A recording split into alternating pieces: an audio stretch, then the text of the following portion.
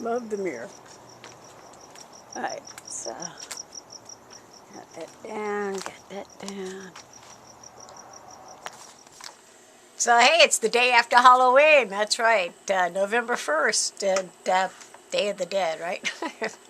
Took down all my Halloween decorations, gotta still put them back in storage, but I got them all down, and even managed to get out some of my Thanksgiving decorations.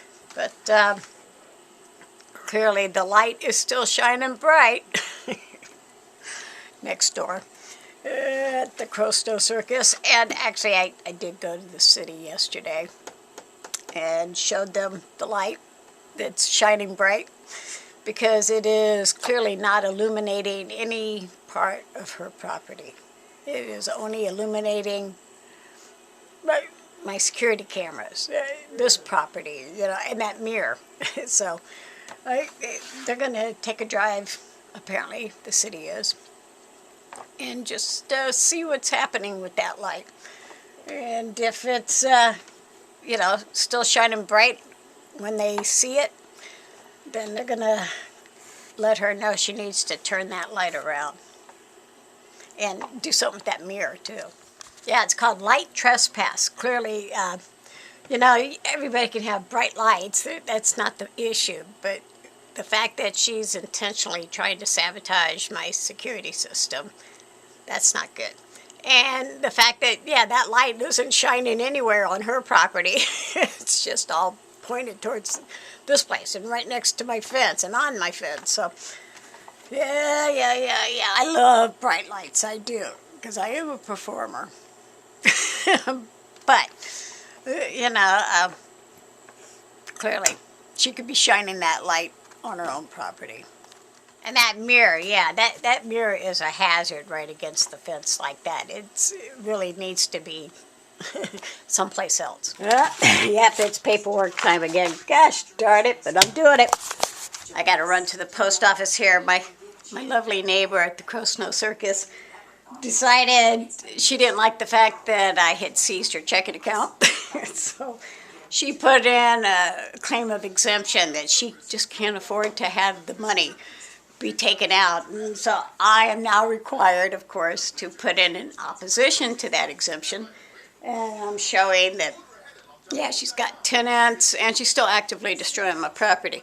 And she's just demanding this court hearing in order to, you know, get out of having to pay the judgment. But the fact remains, yeah, I still have a lien on the house, so no matter what. But I don't think I'm going to go to this court date. Or if I do, I'm just going to sit in the back of the room and observe. But, yeah, we got to go to court again. That's right.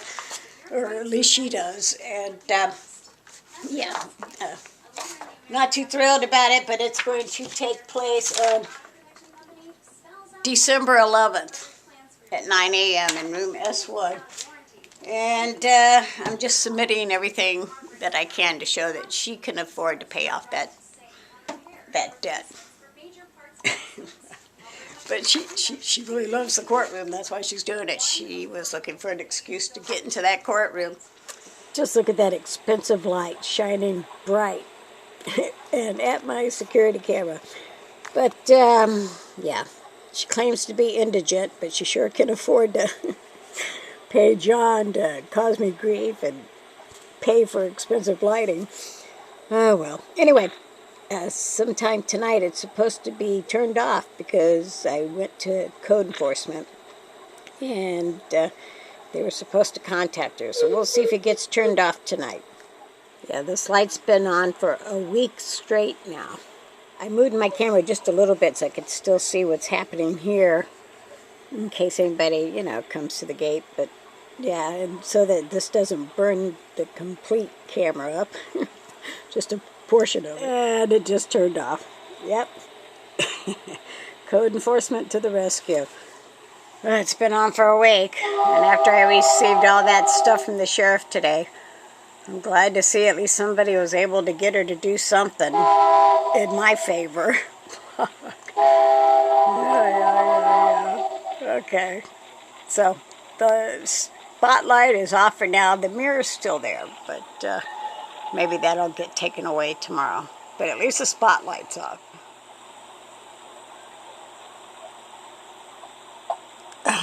Yeah. The night the lights went out at the Crosnoe circus. At least the light's facing my security camera. Oh, thank you, code enforcement. So what a day today, yeah. So I mailed everything off to the courthouse, to the sheriff. Got, I guess, a court date established. I don't plan on being there, but I did want to make sure I put in my reasons for why I don't believe that my neighbor should be released from having to pay. She says she has no money, and then I see a really big lie on that. She's saying she's paying the college tuition for defendant number 2, Remy Hutchins, her grandson. And during this last couple of months, she's been trying to get the judge to go after Remy for part of the money that is owed to me because he is defendant number 2. And all this time claiming she has no clue where he's at. But she says on this declaration of why she can't afford to pay me any money is because she's paying the college tuition for defendant number 2, Remy Hutchins. Yeah. So I made sure to put that in there. And also, you know, she is getting money from renters and she can afford to pay John to destroy this property.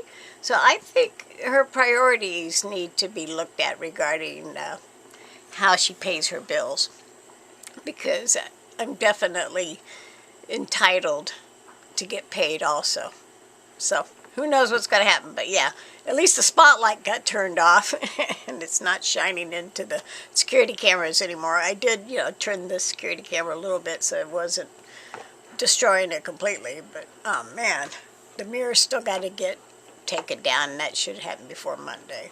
But yeah, at least somebody managed to make the Crosnoe Circus clowns do something that was in favor of what I needed to have done.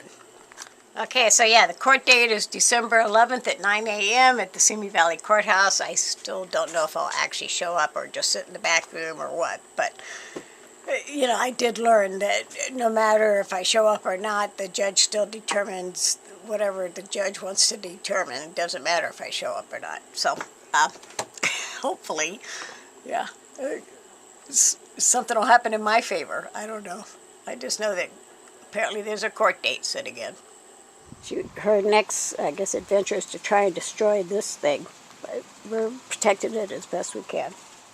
Okay, today's date is November 6th, and this is the current view along the side of our fence here. The backyard fence, obviously.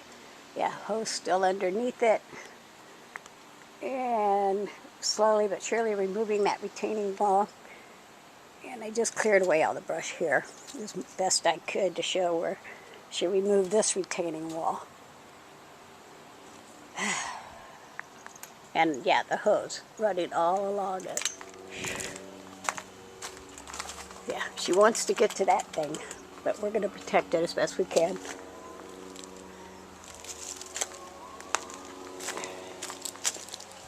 Yeah, look at that retaining wall, just trying to peek out. Oh my gosh. And yeah, that mirror needs to go by Monday. We'll see if it does. I still gotta get rid of that brush there somehow. But yeah, covered up the removal of the retaining wall with a tarp. And just trying to disguise it by putting all this stuff here. Like I said, there's our markers underneath that lion there. And that's what's left of the wooden fence.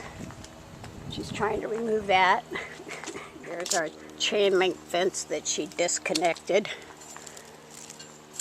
And the marker there, she's trying to hide the marker, of course.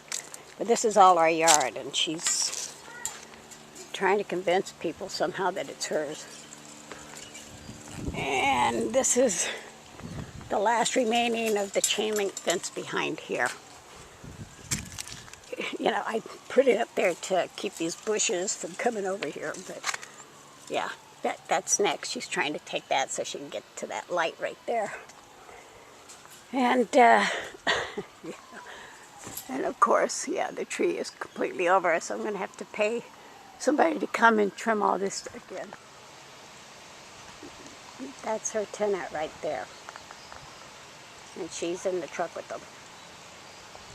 Okay, so just to show, yeah, less than 48 hours after code enforcement had her turn it off, she chose to turn it back on.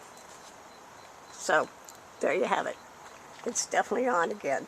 Less than 48 hours after code enforcement told her to turn it off. Hey, today's date, November the 6th. Yeah, you know, still watching that light just blasting into my security cameras. And actually just got through speaking with the sheriff because I did attach a bank levy to the head clown. And they managed to seize her checking account, and it's frozen right now. And they got the money. So, but naturally, the clown decided that she put in a claim of exemption, claiming she has no money and she can't afford to lose that money because, you know, she's paying the tuition for her grandson, defendant number 2, who she claims she hasn't seen in, you know, years. But, yeah, okay. So, you know, she does have tenants over there, so I filed an opposition to show that she is receiving rental income and that she clearly, you know, is not reporting all her income. And so we have a court date on 12/11/2023 at 9 a.m., a hearing, and the judge will make a tentative ruling the day before. But if the judge rules in my favor, they'll go ahead and release the funds to me. Odds are slim that the judge will rule in my favor because, you know, she never does. But in the meantime, you know, she's not able to access her checking account. So, you know, for once, even if the judge decides to let her go ahead and keep the money that was seized, she has to wait until at least December 15th to get it. So at this point, if she's written any checks to anybody, they're going to bounce. She can't access the money. And, you know, so even if I don't get to have it, she has to wait for at least 30 days here before she can even touch her money.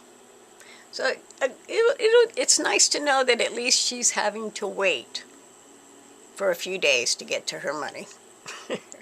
Since she's made me wait 6 years to get it. Yeah, and, you know, she might have to pay a few bounce check fees also. So, yeah, nice to see that at least nothing else. She's going to have to wait to get her money, even if I don't get to have it. Get off from work and get an email and a phone call from the courthouse and the sheriff's department. Apparently I hit a little snafu regarding filing this opposition to the claim of exemption. I had no idea because nowhere in any of the forms does it say, please also remit a check for $60. So I got rejected again, and now it's all got to come back to me, and I got to mail it back with the check for $60. And then also I'm being told, well, I also need to file another form, more paperwork, and it's the notice of opposition to the claim of exemption to, I guess, go after a wage garnishment. I'm like, this lady hasn't worked a day in her fucking life. There's no wages there, you know. I mean, yeah, but she has renters. So, technically, I guess that's a job. So, I got to fill out that form, too. And, but hopefully it should all get done in time so that no matter what, the court date is still, at this point, December the 11th, and 9 a.m. Simi Valley Courthouse. But yeah, just this is like a full-time job, back and forth with papers. And this person, of course, doesn't have to pay one frickin' penny for anything. I just have to keep writing out checks and keep filing papers, and whatever mistakes I make, I gotta refile it, and yeah, and rush to the post office. This has been going on for 6 years, so I am hoping that this is not all in vain, and the judge doesn't just automatically say, okay, let's feel sorry for the crazy old lady again, and tell her she don't have to pay anything. Because they did. They seized the money I am due, and if the judge says, okay, let's just end this headache now, and just let me have the money, then, the 6 years that I've been in the courthouse will be over with. Otherwise, I'm going to have to spend more years in the courthouse trying to collect the money that they have in their hand right now, that they can just give to me. And that would end the headache for not only me, but for the courthouse too, right? So I don't know what's going to happen. I just know, a little snafu, but I'm dealing with it.